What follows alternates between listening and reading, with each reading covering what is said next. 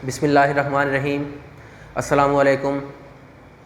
Last time हम लोगों ने चैप्टर नंबर 9 में से बाई मेटालिक स्ट्रिप की डेफिनेशन और उसकी रोज़मर्रा ज़िंदगी में हमने एप्लीकेशंस में दो चीज़ें पढ़ी थी, इलेक्ट्रिक आयरन और फायर अलार्म। आज हम जो पढ़ने लगे हैं वो थर्मल एक्सपेंशन और थर्मल कंट्रैक्शन के एप्लीकेशन पर पढ़ने लगे हैं कि थर्मल एक्सपेंशन और थर्मल कंट्रैक्शन जो होती है वो हमारे रोज़मर्रा ज़िंदगी में हम किस प्रोसेस के अंदर उसको यूज़ करते हैं और उनकी मदद से क्या कुछ हम लोग अपनी रोज़मर्रा ज़िंदगी के कामों को आसान बनाते हैं और उसको अपने रोज़मर्रा की ज़िंदगी के कामों में लाते हैं। सबसे पहले हमारे पास थर्मल एक्सपेंशन और कंट्रैक्शन की एप्लीकेशंस में जो है वो है रेविटिंग। रेविटिंग क्या है? एक ऐसा प्रोसेस जिसके अंदर दो मेटल प्लेट्स यानी दो धातें एक ही किस्म की भी हो सकती हैं, दोनों जैसे दोनों आयरन की हों, दोनों स्टील की हों, दोनों ब्रास की हों, या दो डिफरेंट भी हो सकती हैं, उनको जोड़ते हैं किस चीज़ से? Two metal plates joining together by means of rivet is called riveting, यानी रेविट की मदद से जोड़ते हैं। अब यहाँ पर जो लफ्ज़ रेविट आया है या रेविट आया है, ये क्या होता है? एक स्मूथ सिलेंडर टाइप, जैसे सिलेंडर होता है उसका जो एक सिरा होता है वो शॉलन होता है और दूसरा जो सिरा होता है वो फ्लैट होता है। जो शॉलन पार्ट होता है उसको हम बोलते हैं हेड और जो फ्लैट पार्ट होता है उसको हमने नाम देना है टेल या बक टेल का। अब ये हमारे पास रेविट है। इसी रेविट की मदद से हम दो मेटल प्लेट्स को जब जोड़ते हैं उस प्रोसेस को रेविटिंग कहते हैं। ये प्रोसेस होता क्या है? दो मेटल प्लेट्स हमने ली, दो मेटल प्लेट्स के अंदर दोनों के अंदर हमने होल ड्रिल की मदद से सुराख यानी कि सुराख कर लिया। जैसे मैं कहूँ ये हमारे पास एक मेटल प्लेट है, ये दूसरी मेटल प्लेट है, इन दोनों प्लेट्स के अंदर ड्रिल की मदद से एक सुराख कर लिया। सुराख करने के बाद हम क्या करेंगे? जो हमारे पास रेविट है उसको हम गर्म करेंगे। जब रेविट गर्म होकर बिल्कुल रेड हो जाएगा, सुर्ख हो जाएगा, उसके बाद हम इस रेविट को क्या करेंगे? इन प्लेट्स में इस होल में डालेंगे। जैसे दो प्लेट्स हैं, इन दोनों प्लेट्स में यहाँ पे सुराख है, रेविट जब गर्म हो जाएगा, गर्म करने के बाद रेविट इसके अंदर इस तरह से हम उसको बिल्कुल फंसा देंगे। उसका जो हेड होगा यानी शॉलन पार्ट वो अपर साइड पर रह जाएगा और टेल नीचे वाली साइड पर आ जाएगी। अब जब हमने वो दो मेटल प्लेट्स के अंदर होल किए, होल करने के बाद उसके अंदर हमने ये रेविट डाला। डालने के बाद दोनों प्लेट्स जो थी उसके अंदर थोड़ा थोड़ा गैप है। अब रेविट डालने के बाद हम क्या करते हैं? एक हैमर हथौड़ा लेते हैं, हथौड़े की मदद से उन जो हमारे पास रेविट था उस रेविट को हम ठोकते हैं, यानी चोट मारते हैं उस रेविट के ऊपर। रेविट क्योंकि गर्म था, बहुत सुर्ख था, तो जब उसके ऊपर हथौड़े से चोट लगेगी तो वो फ्लैट होना शुरू हो जाएगा, वो फैलने लगेगा। दोनों सिरे जो होंगे उस रेविट के वो फैल कर बिल्कुल मेटल प्लेट्स के साथ चिपक जाएंगे। तो जो मेटल प्लेट्स के दरमियान फासला है वो फासला बिल्कुल ख़त्म हो जाएगा। जैसे इनिशियली अगर इन मेटल प्लेट्स के दरमियान इस तरह से फासला था, रिविट डालने के बाद जब हमने इसको हैमर से कंप्रेस किया या प्रेस किया तो ये यूं जुड़ गई। अब जुड़ने के बाद जो रिविट था वो इस पे दोनों साइडों पर उसकी दोनों साइडें फ्लैट हो गई, जो होल था वो बिल्कुल ख़त्म हो गया। तो ये प्लेट्स जो हैं वो रिविट इसमें से अब बाहर नहीं निकल सकेगा क्योंकि इसके जो दोनों सिरे थे वो फ्लैट होकर प्लेट्स के ऊपर फैल गए हैं। अब रिविट है जो यहाँ पर वो फ्लैट हो चुका है। फ्लैट होने के बाद क्या करेंगे? हम उसको उन मेटल प्लेट्स को आम रूम टेम्परेचर पर छोड़ देंगे काफ़ी देर के लिए। जब वो रूम टेम्परेचर पे पड़ा रहेगा तो जो हॉट रिविट था जिसको जब हमने गर्म किया, गर्म करने के बाद वो एक्सपेंड हुआ।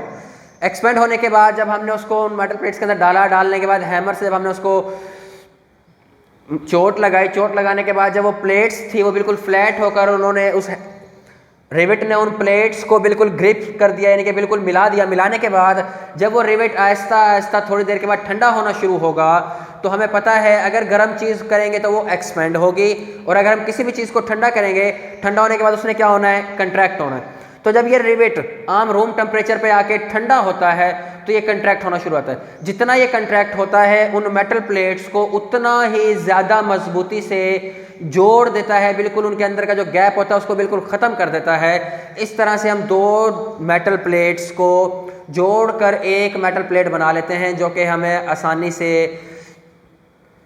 उनका जोड़ लग जाता है, यूँ समझ लें। या फिर ऐसा समझ लें कि दो प्लेट्स को जोड़ के हम एक प्लेट ही बना लेते हैं। ये हमारे पास था रिवेट का प्रोसेस। डेफिनेशन आप इसकी करेंगे कि एक ऐसा प्रोसेस या the process in which two metal plates, जिसके अंदर दो धाती प्लेटें जोड़ी जाती हैं रिवेट की मदद से, वो रिवेटिंग कहलाता है। अब यहाँ पे लफ्ज़ रिवेट आता है कि रिवेट क्या होता है, एक स्मूथ सिलेंड्रिकल, स्मूथ मीन्स बिल्कुल मुलायम, बिल्कुल plain, cylindrical means cylinder type shaft होती है जिसकी एक साइड शॉलन, जिसको हमने हेड का नाम देना है, दूसरी होती है बिल्कुल फ्लैट, उसको नाम देना है टेल का। उसकी मदद से हम उसको जोड़ते हैं। जोड़ने का प्रोसेस आपको बता दिया है। क्या करना है, दोनों मेटल प्लेट्स के दरमियान ड्रिल की मदद से सुराख करने हैं। जो हमारे पास रिवेट है उसको हमने बहुत ज़्यादा गर्म करना है। गर्म करने के बाद हमने उस रिवेट को उन सुराखों के अंदर डालने के बाद हमने हैमर लेना है। हैमर से लेने के बाद उसके ऊपर चोट मारनी है जिसकी मदद से वो बिल्कुल फ्लैट हो जाएगा। फिर कुछ देर के बाद जब वो रिवेट ठंडा होगा तो उन मेटल प्लेट्स को बिल्कुल मजबूती से आपस में जोड़ लेगा। जो इसकी दूसरी हमारे पास एग्जांपल है या हमारी इसके पास एप्लीकेशन है वो है कि fixing metal tyre over a wheel. Tyre, लोहे के बने हुए टायरों को किसी व्हील के ऊपर फिक्स करने के लिए भी ये प्रोसेस इस्तेमाल होता है। आजकल तो घोड़े गाड़ी नहीं रही, यानी कि तांगे वगैरह जो हमारे पास थे, या पुराने ज़माने में जो बैलगाड़ियाँ वगैरह थी, उनके जो टायर होते थे वो इसी तरह से बने हुए होते थे। अंदर फ्रेम होता था लकड़ी का, उसके ऊपर लोहे का एक पूरे का पूरा वो टायर बना हुआ चढ़ा देते थे। तो उसको फिट करने के लिए हम लोग थर्मल एक्सपेंशन का यूज़ करते थे। वो यूज़ कैसे होता था देखते हैं। हमारे पास जो टायर होता था उसका जो डायामीटर, यानी यहाँ से लेके यहाँ तक का जो फासला है वो डायामीटर कम होता था उस व्हील की निस्बत, या रिम समझ लें। रिम जो होता था वो बड़ा होता था, जो टायर होता था वो होता था कम, उसका डायामीटर कम था। अब वो करते क्या थे, वो जो मेटल टायर था उस टायर को हीटअप कराते थे, गर्म करते थे। जब किसी भी ऑब्जेक्ट को हमें पता है गर्म करेंगे, गर्म करने के बाद उस ऑब्जेक्ट ने एक्सपेंड होना है, यानी कि उसने फैल जाना है। अब हमने इसको टायर को गर्म किया, गर्म करने के बाद ये अपने असल वॉल्यूम से फैल गया। जब ये फैल गया, फैलने के बाद हमने क्या किया, इसको उस व्हील के ऊपर रखा और रखने के बाद उस व्हील के अंदर छोड़ दिया। ये कोल्ड मेटल टायर है, ये वुडन व्हील है। वुडन व्हील हमारे पास गर्म करेंगे तो अगर ये तो नहीं एक्सपेंड हो, ये जलने का खतरा है, तो हम इस मेटल टायर को, ये मेटल या रबड़ दोनों चीज़ों का बना हुआ हो सकता है, हम इसको गर्म करेंगे। गर्म करने के बाद हमने क्या किया, इसको उठा के इसके ऊपर यहाँ फिक्स कर दिया।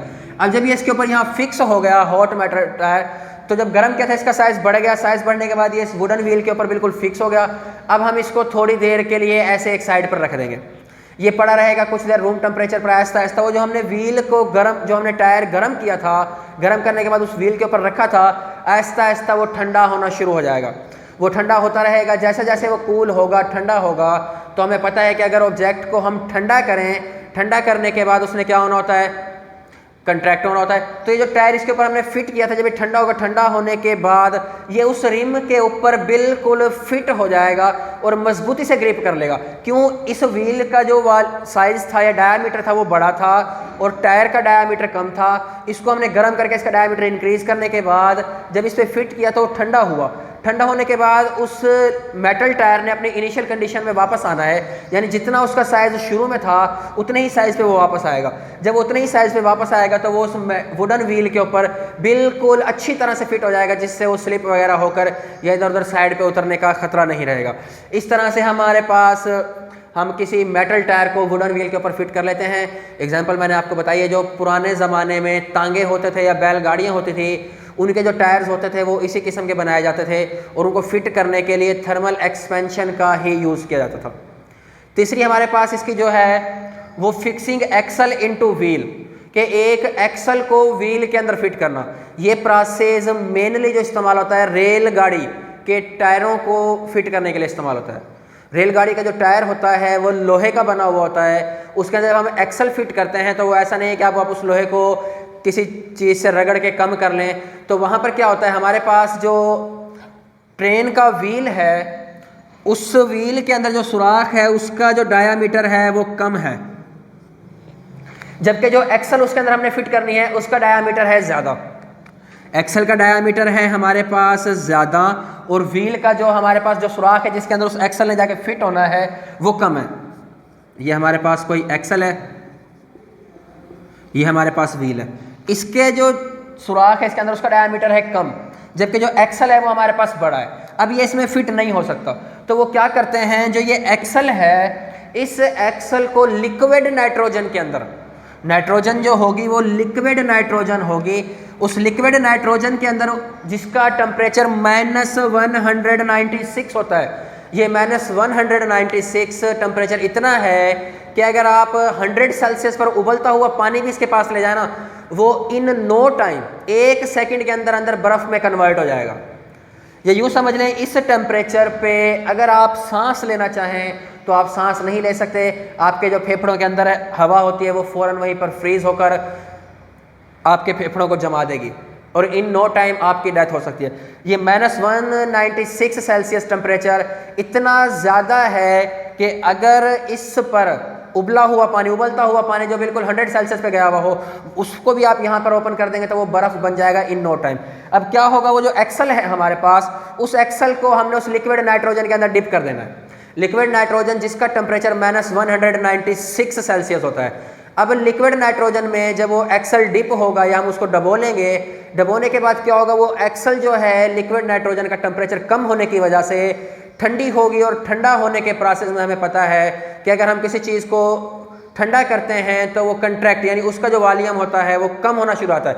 तो इस एक्सल का जो यहाँ पे हमारे पास इस एक्सल का जो डायामीटर होगा वो कम हो जाएगा, यानी ये सिकुड़ जाएगा, सिकुड़ के डायामीटर छोटा हो जाएगा। छोटा होने के बाद वो इतना हो जाएगा जितना उस व्हील के अंदर जो सुराख है। फिर क्या करेंगे, हम उस लिक्विड नाइट्रोजन में से उस एक्सल को निकाल के वो जो एक्सल की शाफ्ट है उसको व्हील के सुराख के अंदर फिट कर देंगे।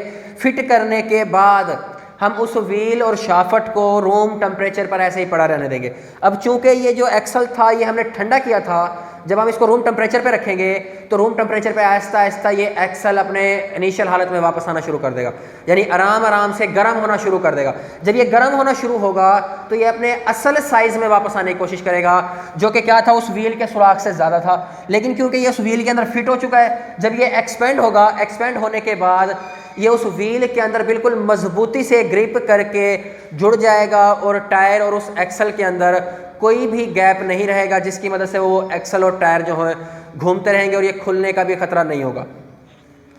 ये बात यहाँ पे लिखनी, याद रखनी है, ये मारूजी का पॉइंट है कि जो हम wheel fixing axle into wheel के अंदर के एक्सल को फिट करते हैं वो किस चीज़ के अंदर करते हैं, लिक्विड नाइट्रोजन के अंदर। जस्ट नाइट्रोजन नहीं, लिक्विड नाइट्रोजन। फिर उसका टेम्परेचर भी पूछा जा सकता है कि उसका टेम्परेचर कितना होगा। टेम्परेचर होता है -196 सेल्सियस। जब हम उस एक्सल को उसके अंदर फिट करते हैं तो फिट करने के बाद रूम टेम्परेचर पे वो एक्सल जब अपने इनिशियल टेम्परेचर पे यानी कि रूम टेम्परेचर पे अपने असल हालत में वापस आती है तो उसने एक्सपेंड होना है। एक्सपेंड होकर वो उस व्हील के सुराख के अंदर बिल्कुल मजबूती से जकड़ी जाती है, फिर वहाँ से उसका जो है मूव करने का कोई भी चांसेस नहीं होते। 3 एप्लीकेशंस पढ़ी हैं हमने आज थर्मल एक्सपेंशन और कंट्रैक्शन की, जो हमारे रोज़मर्रा ज़िंदगी में होती है। नंबर 1 क्या था, रिवेटिंग पढ़ा है, उसकी मदद से हमने 2 मेटल प्लेट्स को जोड़ते हैं। उसके बाद पढ़ा है fixing metal tyre over a wheel, के एक व्हील के अंदर मेटल टायर को कैसे फिट करते हैं। तीसरा पढ़ा है एक्सल इनटू व्हील, के एक्सल के अंदर व्हील में एक्सल किस तरह से लगाते हैं। तो ये तीनों प्रोसेस हैं, ये बुक पे इसकी जितनी भी थ्योरी लिखी हुई है ये सारी की सारी आपने याद करनी है, इसमें से कुछ नहीं छोड़ना। अच्छी तरह से होमवर्क करेंगे। Thank you.